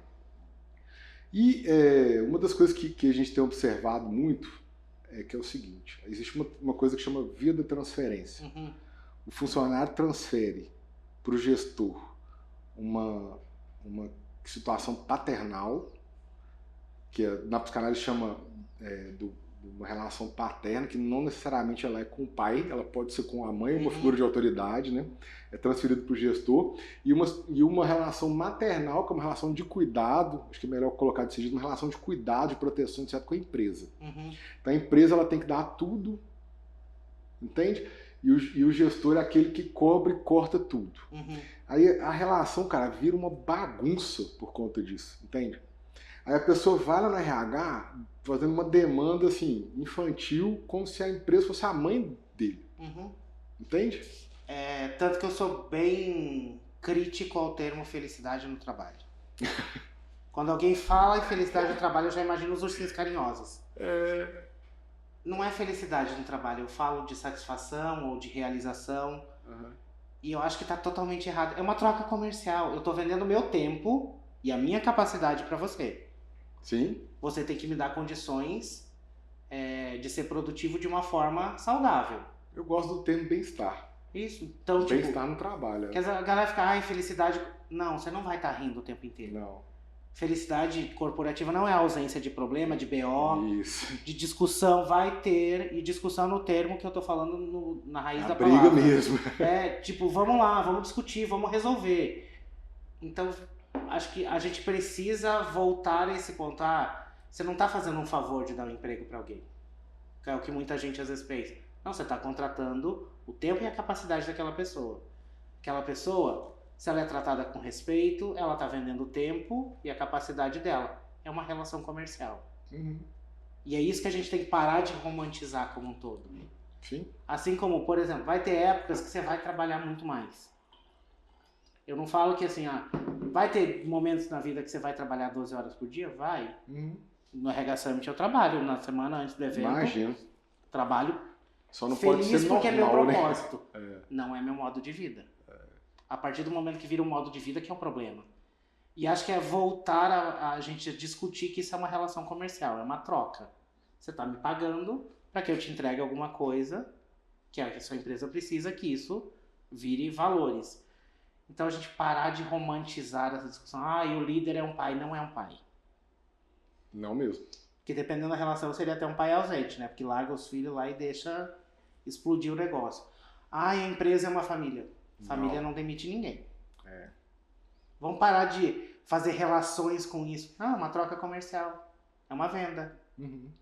O seu contrato de trabalho é uma venda. Você está me vendendo sua capacidade, seu tempo. Em troca de você me entregar alguma coisa. Não entregou? Não está sendo bom para os dois lados. Então, vamos encerrar por aqui. Claro que assim, a gente tem grandes desafios, voltando no ponto da liderança, de como que eu lidero essas pessoas para que elas me entreguem de forma eficaz e de forma com qualidade todos os requisitos ali. Que num ambiente tóxico você também não consegue entregar. Mas a gente parar de romantizar, de esperar das pessoas, das empresas, uma postura de mãe, de pai, de irmão, tia, seja lá qual for o parente, e voltar a discutir que isso é uma relação comercial. Quando você discute com um cliente seu, você discute, beleza, você quer isso, eu vou te entregar isso em tanto tempo. Não é uma relação de amizade. Tem um relacionamento. Não é uma relação de família. Por que quando a gente está falando de colaborador e empresa tem que ser uma relação de amor e carinhos e abraços? Pode ser, se ela for saudável. Na maioria das vezes a gente está indo um pouquinho num lado romantizando demais e não deixando de discutir realmente que é uma relação comercial. Volto a dizer e repetir. Sim, é uma relação comercial, uma relação de ganha-ganha. Pode ser que com uma ou outra pessoa você tenha isso, sabe? Quando eu escuto a relação, ela tá rotulada com aquele sujeito ali, eu acredito em você. Agora, se é todo mundo, já tá estranho essa parada aqui, né? Aí eu tenho que amar o meu líder. Não, você tem que respeitar ele. Você tem que respeitar, você tem que acreditar, ele tem que ser uma pessoa que te apoia. E se não for isso, procura outro, né? Tá isso, tudo bem, né? Sabe? Não fica... Fica lá infernizando sua vida e das pessoas que estão perto, né? Quando eu decidi sair da empresa do call center que eu trabalhei 8 anos, foi no momento que eu me percebi mentindo num treinamento. Entendi. Aí eu falei, eu tô sacrificando um dos meus valores, então eu não vou ser aquela pessoa arrastando a corrente dentro da empresa reclamando. Falei, cara, não tá mais bom pra mim? Chega, vai pra outro lugar. A galera fica, mas meus direitos, que eles têm que me demitir. E aí você que tá sofrendo. Cara, o mercado tem outras oportunidades. Existem empresas muito boas para trabalhar. E uma provocação também que... Engraçado isso, né? Existe empresa perfeita? Não, você não é perfeito. Por que você está cobrando a empresa perfeita? Para mim pode ser muito bom, para o outro pode ser que não. E para você também vai depender de quando, né? Isso. Em um determinado momento vai ser, no outro não vai. A galera fala, a empresa tem o selo GPTW e é não sei o quê. Ela não é uma empresa perfeita. O selo não quer dizer perfeição. Deixa eu te perguntar um negócio, Léo. Você vê que sua vida está melhor empreendendo ou era melhor quando você não empreendia? Eu acho que hoje eu gosto mais dessa veia porque eu posso criar. No passado eu brincava muito que eu dizia que era ideias eu tenho, alguém que lute para fazer. Neste ano está sendo ideias eu tenho e eu também estou lutando para fazer. Então eu me envolvo muito mais, mas eu tenho mais autonomia e eu ganho mais, como é que eu posso dizer? O reconhecimento vem mais forte. o orgulho daquilo que eu tô fazendo é muito mais forte, porque é o Léo fazendo aquilo. Tanto que eu brinco que a galera não consegue separar muito a imagem, né? Tem o Léo e tem o RH Summit, acho que é tudo a mesma coisa. São organismos diferentes, por mais que o RH Summit tenha muito Isso é muito DNA. saudável que você falou, tá? Eu vi minha vida inteira, já fiz isso também, de misturar meu corpo com o corpo da empresa. Esse negócio não dá certo não, cara. Não, são organismos diferentes, por mais que a galera não assimile muito. Quando fala RH Summit, lembra de mim, quando fala de mim, lembra... Mas eu sempre tô... Você é a cara ali, né? Você é o embaixador, Isso. Né? Você é o líder ali, mas você não é a empresa. Isso, né? Tanto que final do ano eu fiz questão de abrir um post falando, ó, vocês são muito acostumados a ver a minha cara quando tá no RH Summit, mas tem todo esse time aqui por trás que constrói. Eu fui nomeando as pessoas que fazem cada uma das coisas. Falei, então tem toda essa galera que tá por trás. E também... Então você gostou muito de empreender por causa da autonomia. Da autonomia. É o que mais te dá energia, assim. É poder criar, potência. Sabe? Tipo... Eu escutei uma certa potência, assim. Cara, eu tenho uma potência agora que eu não tinha antes. Eu nasci numa cidade muito pequena. Né? Tipo e eu tinha medo de falar em público, pra você ter noção. E hoje, pra mim, isso é extremamente normal. E tipo, a galera fala, não, Léo, faz sentido. Eu falei, peraí, a ideia maluca que fez sentido pra alguém. Então isso me dá uma energia muito forte de querer produzir mais coisas, de fazer com que o evento cresça mais ainda. Eu não tenho o sonho de que ele se torne o maior evento de RH do Brasil em quantidade de pessoas. Eu não quero um centro de exposição com 40 mil pessoas. Talvez um dia isso chegue. O meu sonho é continuar produzindo um conteúdo que faça sentido para as pessoas. Que ela olhe e fale, peraí, deixa eu ver isso. O propósito, né? E o propósito do RH Summit é impactar a vida e a carreira das pessoas. Porque eu não acredito que eu impacto só a vida ou só a carreira. Se eu melhoro a carreira desse profissional, eu melhoro a vida dele. Eu conceito demais. Qualidade que ensina, quantidade, cara, importa pouco, cara. Exatamente. Pouco. Então, talvez com o tempo ele vá se tornar um evento... A ideia... O desenho dele para os próximos anos é chegar em 10 mil pessoas. Se eu chegar em 10 mil pessoas e eu achar que vale a pena ir mais e subir para 20 mil, vamos embora. Talvez se eu quiser qualificar melhor as pessoas que estão nele, também é um caminho. Se eu quiser abrir o ingresso de feira, talvez, não é a minha ideia. Mas sempre 2 pontos. A experiência de quem está ali e eu quero que a pessoa olhe para o palco e se veja. Poxa, acho legal. Tipo, ela olhar um... Curso, cara, você nunca pensou em capacitação? Cara, eu já dei muito treinamento na minha vida, mas eu nunca... Eu gosto dessa vibe mais provocativa e a minha dinâmica não é como pessoa. Eu sou mais um provocador, um palestrante do que propriamente um professor. Esse ano eu vou me testar como professor, que vem aí uma novidade vou assumir essa cadeira para me testar também. Vamos ver como é que vai funcionar. Vai dar certo. Os melhores professores são os que mais provocam, né? Talvez levar essa linguagem um pouco diferente, porque o meio acadêmico também precisa de um sacode, né? Ele está muito distante do dia a dia das empresas. Sim. É a provocação que eu faço. Hoje eu postei um corte no LinkedIn sobre isso, que a maioria dos nossos profissionais de RH vem de psicologia. Psicologia tem cadeira de negócio? Não. Tá aí o resultado. Aí chega um profissional frustrado. Vai apanhar muito até aprender. Que joga contra a empresa, né? E pode ter... Vem com esse viés muito humano. E não tá errado em ser humano. Mas eu preciso trazer o viés de negócio para equilibrar.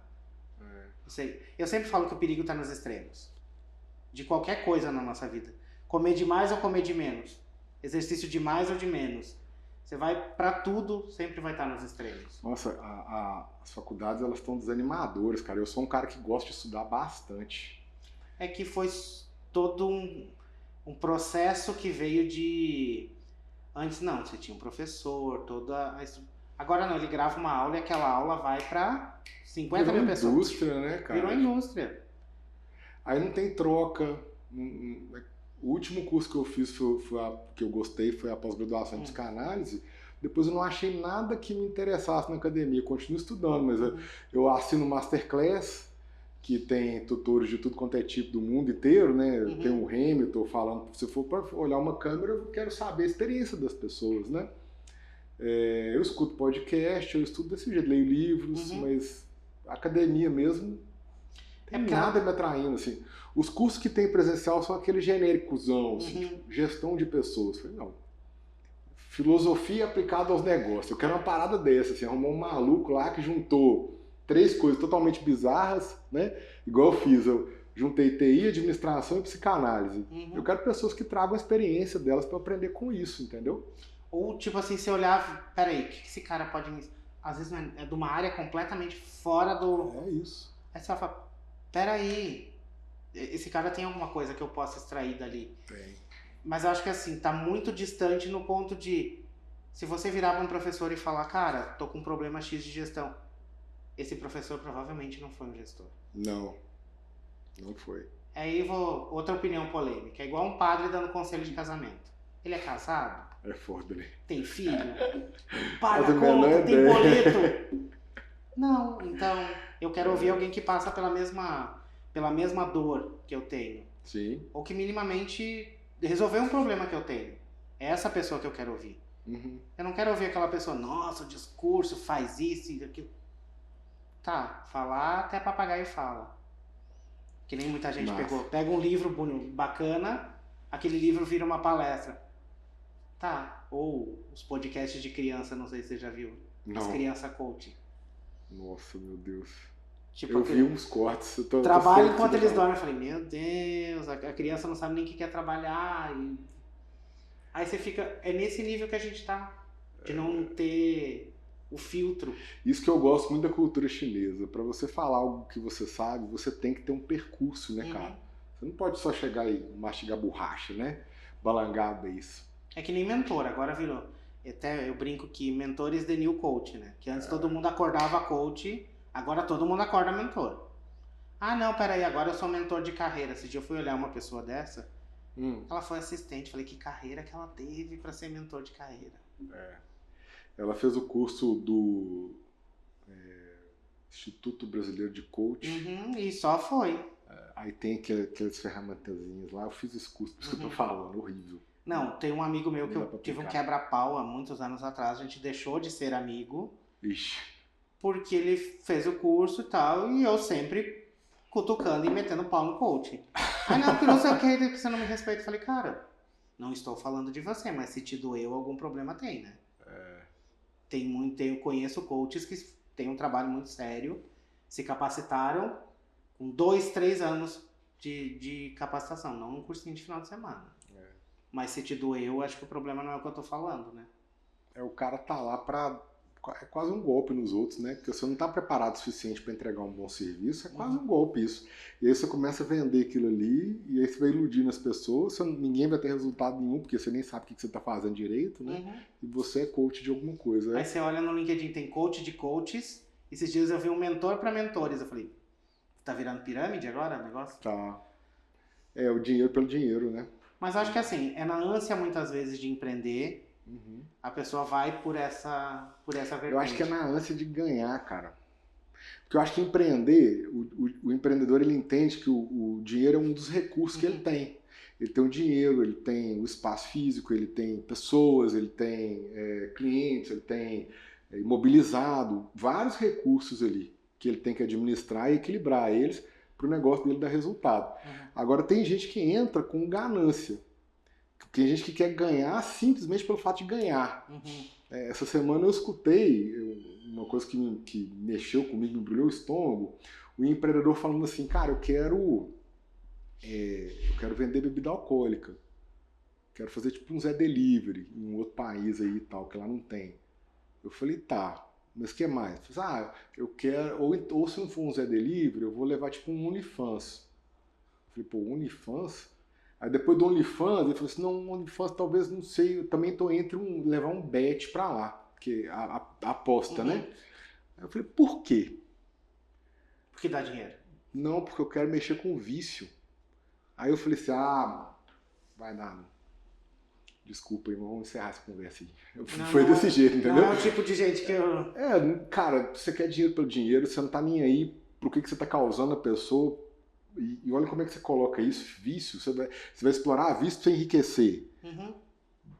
Beleza. Ok, não vai ser comigo, vai firme, né? não é comigo, não conte comigo. De jeito nenhum. Mas acho que e assim, tem toda uma indústria por trás que cria esses empreendedores, digamos assim.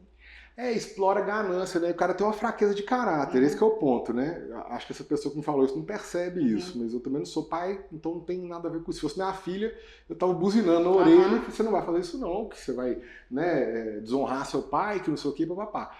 Mas, como não é, eu não falei, mas eu acho que é uma falha de caráter não percebida, entende? E a cultura como um todo, tipo, dinheiro a qualquer custo. A qualquer custo. Por exemplo, várias vezes você vai ver, tem o curso para formação de mentores. É uma maquininha, vai fazendo uma lavagem cerebral daquilo. Do coach é a mesma coisa. Mesma coisa. Vai fazendo a maquininha. O marketing é muito poderoso nisso. Sabendo fazer um bom marketing, você vende qualquer coisa.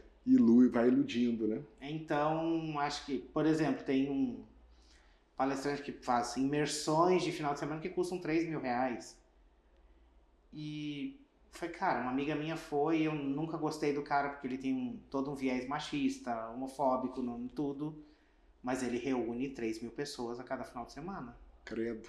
Porque ele vende uma ideia de sucesso, vende uma ideia de que aquilo funciona e basta que você ter a mentalidade certa que tudo vai dar certo.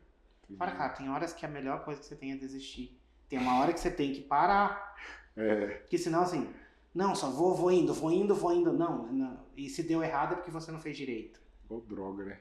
Então isso vai entrando na cabeça e a pessoa vai... fundando ali, com certeza. E se vendeu essa ideia também de que empreendedor é uma vida fácil. Que, nossa, todo mundo pode ser, todo mundo pode dar certo. Cara, pode. Mas antes de fazer qualquer coisa, estuda, conversa com outra pessoa que empreendeu, vê a dificuldade. É tão fácil hoje você conversar com outras pessoas. Não, mas comigo vai ser diferente. Não, você tem ideia, eu faço mentoria, eu não cobro. Não cobro as mentorias que eu faço, eu seleciono. Cara. Você quer minha ajuda? Tudo bem, eu te ajudo, nós vamos conversar 1 hora por semana. O que eu exijo de você é que você entregue sua dedicação. Enquanto você estiver entregando sua dedicação, eu vou estar com você. Se em algum momento eu ver que você está enrolando, etc., tchau. Sorteio.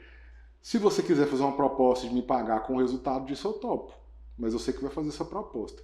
Cara, você sabe quantos mentorados eu tenho? 1. O resto toma bomba no meio do processo, entendeu? Que no discurso é muito fácil. Eu tô aprendendo várias coisas. Tem gente que não tem tempo pra falar comigo, cara. Eu sou CEO de uma holding. Tem 6 produtos aqui dentro. Como que o cara não tem tempo pra falar comigo, eu tenho tempo pra falar com ele? Que ele microgerencia. É um absurdo. Total. Não existe autonomia e criatividade, inovação, se você microgerencia. Claro que não.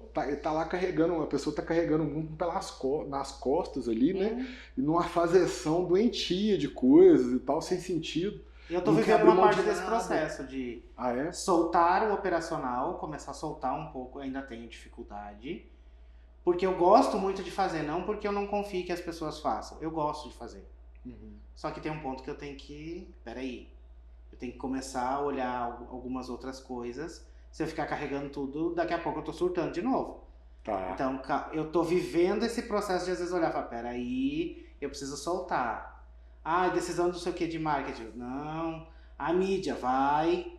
Conteúdo ainda tá muito comigo porque é uma coisa que eu gosto muito de... Não tem muito jeito de não ficar, né? Eu desisti de terceirizar conteúdo. Todo conteúdo que eu tô falando, eu que faço. Mas é o processo de sou 1000 vezes um GPT do que um social media. Falei. Vai ser cancelado agora. O social media tá xingando ele. Mas é ter essa consciência de que você vai... O teu trabalho de líder vai ser capacitar pessoas que vão estar te ajudando nisso. Você vai checar no macro. Você não vai checar quanto é que custou a porta. Quanto é que custou aos poucos você formando. Até pode entrar no detalhe, se no macro você vê que tem alguma coisa errada ali e tal, mas com certeza. Mas se você tem pessoas abaixo de você que você não confia, então... Você tem que trocar as pessoas. Você tem que trocar as pessoas. Você tem que capacitar as pessoas, se você não confia, você tem que trocar. Você tá selecionando. Ou se você não confia em ninguém, vai fazer terapia. Isso, faça terapia, liga pra gente na Efeitos, efeitos.net. Aí, se o problema é todo mundo, você é o problema. Se o problema é um só, então... É igual aquela pessoa, ela tem problema com você, beleza, é um problema entre... Agora ela tem problema com todo mundo. É. Aí o problema é ela. Então, mas... Massa. Acho que o empreendedor tem essa visão. Acho que a coisa mais difícil é soltar o operacional. Isso é uma das coisas mais difíceis. Você gosta do Rancharan? Tem um livro dele que fala sobre isso, que chama Pipeline da Liderança. Você já leu ele? Já. Pô, então você já sabe. Cada vez que você pula um pouquinho de nível, é um sofrimento danado, porque você não quer largar o que você tinha ali. Você tem a sensação que se você deixar para trás, vai explodir, né? Só que, e muitas vezes vai mesmo, porque você não pode deixar os pratinhos cair. Eu estava falando isso com um dos meus sócios hoje. Eu falei assim, olha, ele quer aumentar as cotas dele, né? Eu falei, massa, primeiro você que tem que fazer uma proposta para mim, e não falar comigo que você quer aumentar, e eu te falar como. Não, você que tem que falar como, né? E eu falei, o que eu posso te falar, assim, tem esses caminhos. Ele tá assim, nossa, mas eu vou ter que mudar o meu foco completamente. Eu falei, não, você não pode deixar nenhum pratinho cair. Se você deixar os pratinhos que estão rodando caírem, o próximo não vai. Aí o cara fica naquele meio termo. E aí você não sabe direito quando você pode. Você tem que construir esse degrauzinho, né? E às vezes se ele não quer soltar o pratinho também, não, tá tudo bem, fica onde tá. Aí ele vai viver, ele quer largar o prato. Ele não quer, tipo, ensinar o cara a rodar o prato, para ele poder passar, eu conseguir passar isso aqui para esse cara aqui. Mas peraí, esse cara pode pedir demissão. Então eu preciso de ter, em vez de um rodando esse prato, tem que ter dois rodando esse prato. Eu lembro muito de um post que é antigo, que eu vi há muito tempo atrás no Facebook ainda. Que era um cara falando assim, a empresa quis me promover a diretora e eu não quis. Quando o meu chefe me chamou, eu falei, eu estava no topo da minha carreira. Ele era um coordenador. Daí surgiu toda a discussão de por que não. E ele falou, eu tenho tempo com a minha família, eu estou feliz com o que eu faço, com o que eu ganho. Eu não quero crescer. Esse cara, pra mim, acho que chegou num nível de maturidade que ele não caiu no gatilho de que sempre você tem que... Às vezes você chegou num ponto que tá tudo bem. Você tá feliz. Sim. Você tá fazendo o que você gosta, tá ganhando o suficiente pra viver com conforto, viajar, fazer suas coisas. Ok, é um marketing de novo fazendo que sempre você tem que ir mais um degrau. Cara, às vezes vai ter um ponto que você vai chegar, não, tô equilibrando os pratinhos aqui, esses aqui, eu gosto de equilibrar esses aqui, e não necessariamente eu vou ter que ganhar mais um. Acho que a gente também tem um ponto de maturidade de se olhar e falar, será que eu preciso mais? Porque, vamos lá, o discurso da produtividade tóxica é o quê? Sempre mais. Sim. Mais. E nisso você vai sobrecarregando. O mal-estar, né? Tá muito ligado ao excesso, eu acho. Então... Você excede em um excesso sem sentido. Né? Hoje, na posição que eu estou confortável. Eu gosto do que eu faço, tenho meus desafios por ali. Ah, Léo, você vai pegar um outro evento agora, você cria um outro... Não quero. Não dá. Entendi. Sabe, eu cheguei no ponto de dizer assim... Aquela brincadeira que o pessoal, como é que você faz tanta coisa? Faz tudo mal feito? Pra mim não dá. Eu sou muito crítico comigo. Então, acho que a gente tem essa maturidade de também dizer, peraí, não é agora, não é o momento. Devagar, vou organizar meus pratinhos. Quando eu tiver gente segurando eles, aí eu vou pro próximo nível. Enquanto não tiver, não vai, porque senão você vai estar aqui com a cabeça aqui. Você ainda vai estar olhando pra trás, com aquela sensação de eu largando esses aqui, eu deixo de ser importante. Porque a gente também tem um ego nisso. Se não for eu fazendo, será que vão descobrir que não era eu que fazia, ou que eu não... ou que funciona sem mim? Tem vários desafios aí que estão dentro da pessoa e que estão fora também, né? O autoconhecimento, a pessoa precisa se conhecer primeiro, para depois... Um bom gestor se conhece. Legal. Então, acho que se vai empreender, seja dentro da empresa, fora, ou qualquer outro lugar, qualquer outra configuração, tenta se conhecer primeiro. Vai te ajudar muito. Você faz análise ou terapia? Faço terapia. Qual que é a linha, você sabe, do seu terapeuta? Cara, eu nunca perguntei, só vai, tipo, conversando, sabe? Deve ser psicanálise. É psicanálise, é mais psicanálise mesmo. Mas é mais, tipo assim, um momento de eu falar o que tá rolando na minha cabeça e organizar os pensamentos. Psicanálise. É. Pura. Aí teria que saber, no máximo não faz muito sentido falar sobre isso, mas saber qual que seria a linha, né, do psicanalista. Eu faço, desde 2009. Não, acho que todo mundo deveria fazer, porque... E a supervisão psicanalítica desde 2019, que tem um produto aqui na empresa. Cara, é sensacional. Mas é isso, a primeira coisa, você foi estudar para depois criar o produto, né? Você não criou o produto para depois... Não fui eu que criei o produto, eu fui estudar porque eu queria entender de gente. E eu não entendi. eu sou administrador de formação e estudei muito sobre gestão de pessoas e concluí que aquilo ali não ensina de pessoas. Uhum. Gerir pessoas de uma forma escalada, classificando elas como números, etc., não é entender pessoas. Uhum. Aí, cara, eu preciso de um outro conhecimento que eu não tenho. Eu preciso ter um conhecimento igual um filósofo tem, igual um pedagogo tem, igual um psicanalista tem. Eu estava lá com a minha psicanalista, ela falou assim, você já pensou em estudar psicanálise? Porque você tem uma... Ela escutou que eu tinha um desejo por entender as pessoas, sabe? Aí eu fui atrás lá, cara, e aí várias fantasias minhas foram caindo, né, e eu comecei realmente a entender melhor as pessoas, assim, para poder exercer melhor o meu trabalho, sabe? Não, eu acho que você chegou no extremo de fazer psicanálise, né? Eu fui estudar ali. E aí, enquanto eu estava estudando, um dos meus professores, na psicanálise tem uma coisa que chama supervisão, que é tipo, um psicanalista, quando ele quer falar dos casos dele, ele chama outro psicanalista. Primeiro que ele precisa de alguém com uma escuta boa, segundo que ele não pode falar isso na rua, porque quebra o código do setting, né? O setting ele é privado, só tem um sujeito. Então você pensa, se você é um psicanalista, você se anula para ouvir o outro. Você sabe, por exemplo, se o psicanalista é homem ou mulher? É mulher. Você sabe se ela tem filhos? Você sabe nada dela, né? É justamente isso, porque só tem um sujeito que é você, entende? Então assim, isso é super angustiante, cara, se anular. É super angustiante você escutar algumas coisas e não poder tratar. Então esse psicanalista ele deve fazer análise e supervisão. A análise é para ele tratar as tretas dele, que ele também precisa falar e ser ouvido. Ele é um ser humano também, né? Ele é um ser humano também. E a supervisão é para ele poder elaborar caso. Então, uma amiga minha, que ela até participou durante uns 2 anos no projeto, né, que ela era minha colega de sala, ela falou assim, André, por que você não faz supervisão das suas mentorias da empresa? Que eu fazia mentorias com meus sócios, né? Hoje eu não faço mais. E aí... Aí eu chamei um dos meus professores, ele virou meu supervisor, né, das minhas mentorias, depois ele virou supervisor do meu trabalho, mas é uma supervisão que ela é psicanalítica. Então ele intervém com psicanálise no meu mal-estar a partir do meu trabalho. E eu comecei a melhorar. Se você conversa com os meus sócios que viveram comigo antes de eu ter esse processo, você, cara, o André é outra pessoa. Mudou assim completamente. A minha essência permanece, mas como eu entendo outros agora, eu entendo como eu sou, eu melhorei, porque eu passei a escolher como agir, entende? E aí eles começaram a ver, começaram a fazer a supervisão também, aí começamos a levar alguns funcionários, e aí eu tenho uma percepção que esse trabalho é fantástico, porque acalma o meu mal-estar, eu consigo trabalhar muito melhor, se você vê o resultado, inclusive financeiro da empresa, depois que esse processo começou a ser feito, ele melhorou exponencialmente, e eu vou aprendendo sobre o meu mal-estar e a minha forma de lidar com o outro, e as pessoas que trabalham comigo também. Então é como se a pessoa localizasse aquilo que faz mal nela, que ela mesma causa, e ela pudesse escolher outro caminho. E aí isso vira potência para a vida dela. E muita gente, você deve saber disso, entra na empresa querendo entregar tudo que tem. Sim.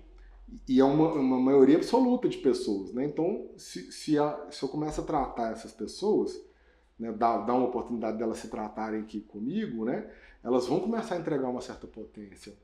Essa era a minha aposta. Não acontece com todo mundo. Tem gente que pede para sair, o que não é ruim, que você está com um sujeito que não tem laço, deixa ele embora, vai com Deus, né? E tem gente que melhora muito, cara. Não, mas acho que é o ponto do autoconhecimento. E você proporcionar o teste. Talvez a pessoa no meio do caminho ela descubra que não, e tá tudo bem. É melhor, né? Você ficar 10 anos com um sócio que te faz mal. E só no feeling. Aí eu gosto dele. Escolhendo alguém parecido com você, que é o que a maioria acaba fazendo. Acha que é parecido, né? Você vê no outro, mas na verdade o outro é o outro, né? O outro é o outro. Vai ter reações diferentes, né? É muito difícil, assim. E você lidar com iguais também vai dar um conflito gigantesco. Vai. Porque daí são 2 touros batendo cabeça. Então, volta aí no ponto do autoconhecimento, de estudar sobre gente. Acho que todo empreendedor deveria estudar sobre gente. E eu tô falando de estudar sobre gente, não é aquele cursinho de R$79 do Hotmart. Não. No Hotmart, lá entra lá e vou pegar aqui o cursinho pronto. E eu tenho a pessoa do tipo tal, aí vem com as etiquetas. Cara, tem uma birra de etiqueta. Aí é tubarão, é águia, aí não sei o quê. Peraí, vamos lá. A teoria comportamental ajuda muito, mas desde que você saiba usar. Não é peguei o cursinho, eu li um artigo do Google, pronto. Agora eu vou ter uma planilha aqui, manda naqueles grupos de WhatsApp. Perguntei no chat GPT, já me respondeu aqui, você é dominador. Igual, por exemplo, no Google, tô com dor de cabeça, você procura lá quantas doenças aparecem. Tá morrendo, não é nada, não toma só isso. Cara, se você não sabe julgar, não adianta você perguntar. Sim. Ou usar alguma ferramenta. Ô, Léo, tô vendo sua aliança aí, tem uma pergunta muito polêmica. Diga. Você acha que o empreendedor deve casar? Eu acho que sim. Eu acho que ele já tem um casamento, né, com o trabalho, mas eu acho que é alguém que te apoie e que te dê um contraponto. Você tá casado há quanto tempo? 5 meses. Você sabe pouco. Tô no começo. É o primeiro casamento? Não, já fui casado outra vez. Não, então beleza. Então eu tô respeitando mais sua experiência aqui. Não, então... eu já casei uma vez, agora casei de novo, né? Mas ele me dá o contraponto. Porque nós somos muito opostos. Eu sou tanto que assim, o pessoal até brinca quando a gente tira foto junto em algum evento, que é o R e o H.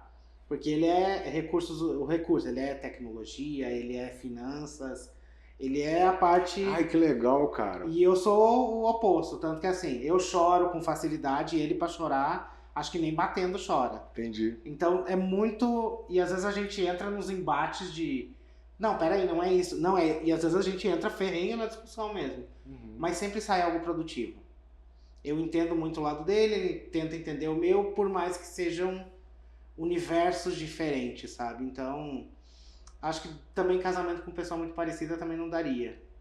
Eu acho muito difícil, cara. Aquela pessoa que concorda com tudo, pra mim não dá. O laço também, ele não é construído pelas coisas que são iguais, né? Vocês curtem uma parte que é igual ali, mas o laço é construído de verdade onde funciona mal. Então, aí a gente entra, não, mas você tinha que fazer isso. Eu falei, não vou fazer. Não, mas isso tá o que eu falei, não, volta. E a gente tem experiência de vida muito diferente também. E é o seu segundo casamento? O primeiro deu ruim? Deu ruim. Deu ruim mesmo? Foi bom enquanto durou. Entendi. Foi bom enquanto durou, mas eu era muito novo também. Mas foi uma tragédia assim? Como é que foi? Foi uma traição bem pesada, de eu pegar a pessoa na nossa cama. Ai. Então, não foi um término... Mas era um homem também? Sim. Tá. Eu casei quando eu tava no exército, pra você ter noção. Que legal, cara. Eu casei com 19 anos, bem doido. Na tora? Na tora, tipo, vamos embora. Abertão, vamos. Iludido, né? A pessoa com 19 anos não sabe nem o que tá fazendo. Mas, enfim, foi importante a experiência, mas deixou aí as... E foi um casamento de papel passado? Naquela época era diferente de hoje, né? Então isso foi há 18 anos atrás, vamos lá. Naquela época funcionava como se fosse uma sociedade, tanto que não alterava o estado civil. Entendi. Então eu permaneci solteiro até o casamento agora. Agora eu já sou casado. Aí alterou seu estado civil, agora é um casamento mesmo. Então você tem direitos de casal e tudo mais. Então se vocês se separarem, tem que separar os bens também? Isso, vira divorciado, vira todo igual, um casamento heterossexual. Tá. Então isso vai para a segunda pergunta, então. Com comunhão ou separação de bens? Não, tá com comunhão. Comunhão de bens? Nossa Senhora. Deus toma conta. Uma vez eu perguntei isso pra uma advogada, ela gritou assim, nunca! E ela tava começando a namorar, vai casar. Eu já vai casar com o cara, né? Ela começou a namorar, falou assim, eu tô namorando tem poucos meses, eu fiz um contrato de namoro e tal, não sei o quê. Então, tô vendo que tá em voga muito isso, assim, mas não sei, vamos lá, a gente tá junto há 2 anos. Casados há 5 meses, mas... Vamos ver, dizem que a gente conhece a pessoa quando separa, né? Cônjuge principalmente, mas pelo que você descreveu, você está descrevendo um cara muito metódico, né? Ele provavelmente vai botar isso numa planilha, isso aqui é seu, isso aqui é meu, se eu escutei direito, entendeu? Não parece que é um cara que vai te dar muito problema, não, se você separar, né? Mas não, acho que não. Dê certo aí, né? Inclusive, eu conheci ele no LinkedIn, só. Nossa, o primeiro caso da vida, né? Tá vendo? Você acha que LinkedIn é só pra arrumar emprego? Você arruma um namorado lá também. Vai. Legal. Eu tenho um trauma gigante com casamento, por isso que eu sempre pergunto isso, cara. Você tinha que ver a Natália, cara. A Natália se brigou comigo. Eu pra mim, se você for casar um dia, minha namorada sabe disso, com separação total de bens, isso é inegociável. Não tem nem conversa. Eu morro de medo dessas misturas todas, cara. E também do que acontece com a fusão do CPF quando você casa. Igual agora, tipo assim, se a gente fizer um contrato, dependendo do contrato, você tem que assinar. Senão não pode. Isso não é muito... Eu sou muito preocupado com o meu espaço, sabe? É estranho, acho que a lei não está preparada para... É que a lei foi moldada, muita coisa, sei lá, ainda tá muito arcaico lá no... Não, totalmente. Uma mulher fazer uma laqueadura, até pouco tempo atrás o marido tinha que autorizar. Não, se você for abrir uma conta no banco, o cônjuge tem que assinar, sempre. Se você for pedir um empréstimo, se é RH Summit for pedir um empréstimo, como você é casado com comunhão, ele tem que assinar, e os bens dele estão na frente juntos se der alguma coisa errada. Eu acho isso super perigoso para quem empreende, entende? Isso é um outro motivo da pergunta também, sabe? Porque você tem um casamento ali que ele é por amor, você não precisa de contrato.